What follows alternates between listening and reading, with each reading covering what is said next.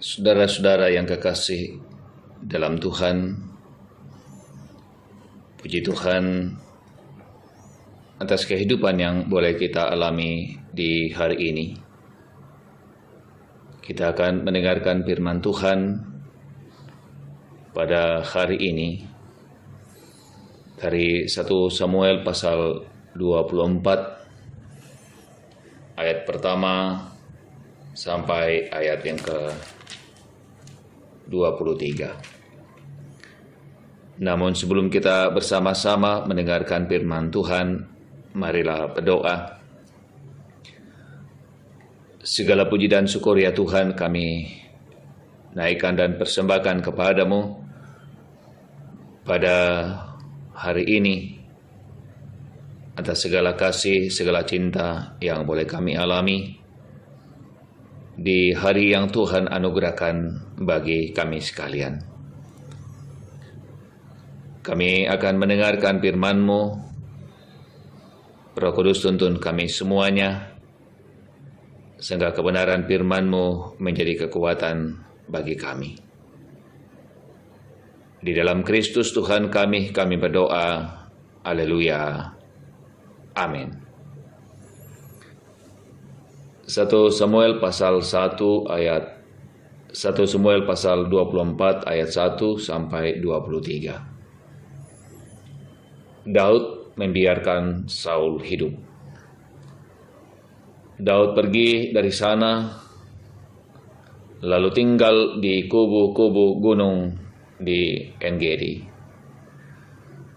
Ketika Saul pulang sesudah memburu orang Filistin itu, diberitahukanlah kepadanya demikian, ketahuilah Daud ada di padang gurun En-Gedi.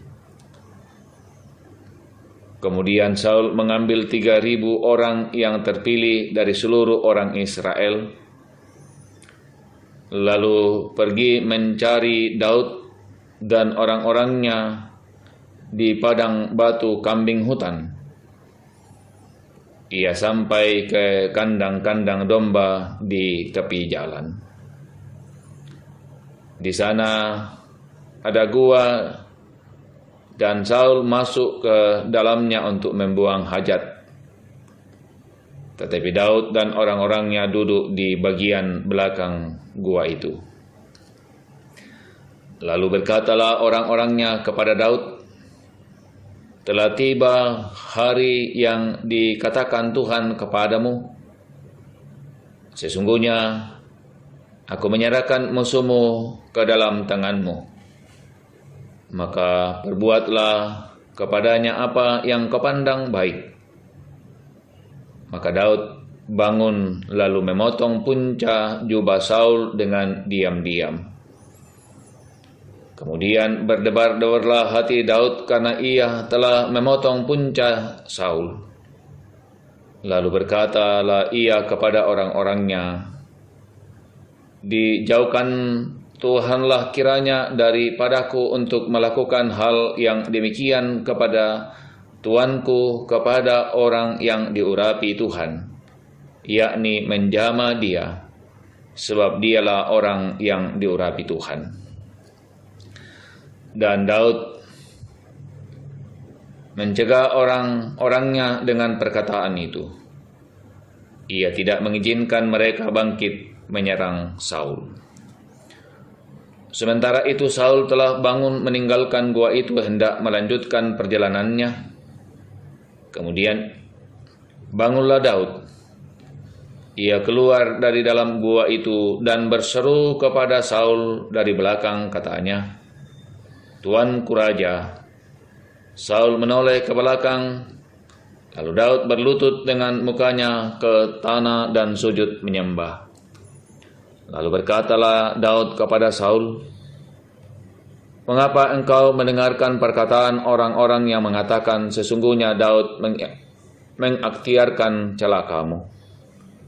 Ketahuilah pada hari ini matamu sendiri melihat bahwa Tuhan sekarang menyerahkan engkau ke dalam tanganku di dalam gua itu. Ada orang yang telah menyuruh aku membunuh engkau. Tetapi aku merasa sayang kepadamu karena pikirku aku tidak akan menjamah tuanku itu, sebab dialah orang yang diurapi Tuhan. Lihatlah dahulu, ayahku, lihatlah kiranya puncak jubahmu dalam tanganku ini. Sebab dari kenyataan bahwa aku memotong puncak jubahmu dengan tidak membunuh engkau, dapatlah kau ketahui dan kau lihat bahwa tanganku bersih daripada kejahatan dan pengkhianatan, dan bahwa aku tidak berbuat dosa terhadap engkau, walaupun engkau ini mengejar-ngejar aku untuk mencabut nyawaku. Tuhan kiranya menjadi hakim di antara aku dan engkau. Tuhan kiranya membalas aku kepadamu, tetapi tanganku tidak akan memukul engkau. Seperti peribahasa orang tua-tua mengatakan, dari orang fasik timbul kefasikan, tetapi tanganku tidak akan memukul engkau. Terhadap siapakah Raja Israel keluar berperang? Siapakah yang kau kejar? Anjing mati seekor kutu saja? Sebab itu Tuhan kiranya menjadi hakim yang memutuskan antara aku dan engkau. Dia kiranya memperhatikannya, memperjuangkan perkaraku, dan memberi keadilan kepadaku dengan melepaskan aku dari tanganmu. Setelah Daud selesai menyampaikan perkataan itu kepada Saul, berkatalah Saul, "Suara muka itu, ya anakku Daud." Sesudah itu dengan suara nyaring menangislah Saul.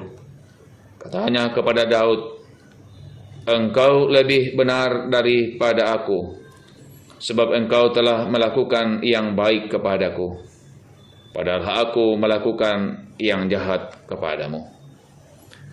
Telah kau tunjukkan pada hari ini betapa engkau telah melakukan yang baik kepadaku, walaupun Tuhan telah menyerahkan aku ke dalam tanganmu, engkau tidak membunuh aku. Apabila seorang mendapat musuhnya, masakan dilepaskannya dia berjalan dengan selamat? Tuhan kiranya membalaskan kepadamu kebaikan ganti apa yang kau lakukan kepadaku pada hari ini. Oleh karena itu, sesungguhnya aku tahu bahwa engkau pasti menjadi raja dan jabatan Raja Israel akan tetap kokoh dalam tanganmu. Oleh sebab itu, bersumpahlah kepadaku demi Tuhan, bahwa engkau tidak akan melenyapkan keturunanku dan tidak akan menghapuskan namaku dari kaum keluargaku. Lalu bersumpah Daud kepada Saul. Kemudian pulanglah Saul ke rumahnya, sedang Daud dan orang-orangnya pergi ke kubu gunung. Amin firman Tuhan bagi kita sekalian. Bapak, Ibu, dan saudara-saudaraku yang kekasih dalam Tuhan, puji Tuhan atas kehidupan yang boleh kita alami hari ini. Inspirasi hidup. Saudara-saudara yang kekasih dalam Tuhan, tentu semua orang membutuhkan yang namanya kedamaian dalam relasi dan hubungan dengan sesamanya, tentu secara khusus dalam relasi dan hubungan dalam keluarga. Tapi saudara-saudara yang kekasih dalam Tuhan, tidakkah bahwa dalam hubungan dan dalam relasi-relasi yang ada banyak hal yang sering membuat relasi-relasi kita, termasuk relasi-relasi dalam keluarga, menjadi rusak. Dan sering saudara-saudaraku yang kekasih dalam Tuhan, yang merusakkan relasi kita dengan sesama kita dan juga dalam keluarga adalah hal-hal yang sesungguhnya bukanlah hal-hal yang prinsip. Saudara-saudara yang kekasih dalam Tuhan, Saul adalah mertua Daud. Namun saudara-saudara yang kekasih dalam Tuhan, dalam hubungan, baik hubungan dalam keluarga antara Daud dan Saul, juga tentu sebagai seorang raja dan Daud sebagai bawahan, maka sesungguhnya dibutuhkan bagaimana hubungan dan relasi itu bisa berjalan dengan baik. Namun saudara-saudaraku yang kekasih dalam Tuhan, ternyata Saul sangat membenci Daud. Bukan karena hal yang terlalu prinsip, tetapi sesungguhnya hal yang cukup sepele. Kenapa begitu saudara-saudaraku yang kekasih dalam Tuhan? Karena ketika Daud pulang berperang dan perempuan-perempuan Israel kemudian menyambut mereka, lalu kemudian mereka menyanyikan, Saul mengalahkan beribu-ribu musuh, tapi Daud berlaksa-laksa. Nyanyian-nyanyian yang dilantunkan oleh perempuan-perempuan Israel membuat Saul menjadi marah, dendam, dan cemburu kepada pujian yang didapatkan oleh Daud. Saudara-saudaraku yang kekasih dalam Tuhan, sebagai seorang raja sesungguhnya bahwa Saul harus kemudian berterima kasih dan turut menjadi orang yang sangat bergembira ketika Daud bisa memenangkan pertempuran. Karena dengan kemenangan Daud sesungguhnya itu juga adalah kemenangan Saul sebagai seorang raja. Namun saudara-saudaraku yang kekasih dalam Tuhan, ternyata Saul bukan menjadi orang yang bergembira dan bangga atas kemenangan itu. Tetapi hal yang sepele itulah yang kemudian membuat dia menjadi marah dan ingin membunuh Daud. Saudara-saudaraku yang kekasih dalam Tuhan, pelajaran yang penting bagi kita sekalian, jangan biarkan relasi kita, hubungan kita, termasuk dalam keluarga kita, menjadi rusak karena persoalan-persoalan yang sesungguhnya bukanlah persoalan yang prinsip. Tuhan memberkati saudara-saudara sekalian. Amin. Mari berdoa. Segala puji dan syukur ya Tuhan kami persembahkan kepadamu atas segala kasih dan segala cinta Tuhan yang boleh kami alami dalam hidup ini. Engkau baik, Engkau setia bagi kami. Kehidupan kami ya Tuhan hari ini ke dalam tangan kuasa-Mu kami serahkan. Biarlah kiranya Tuhan terus nyatakan cinta dan kuasa-Mu bagi kami. Sehingga kami terus menjalani kehidupan ini bukan karena kekuatan kami, namun karena kasih sayang Tuhan. Hamba berdoa kiranya Tuhan memberkati kami dalam menjalani kehidupan pekerjaan kami. Bahkan dalam rumah tangga kami berikanlah kasih sayang-Mu sehingga dalam rumah tangga kami senantiasa hidup kebersamaan dan cinta kasih. Kami berdoa bagi orang-orang tua kami, saudara-saudara kami yang dalam pergumulan karena berbagai beban hidup. Kiranya Tuhan nyatakan cinta dan kuasa-Mu bagi mereka, sehingga mereka semua dikuatkan untuk menghadapi dan menjalani kehidupan ini.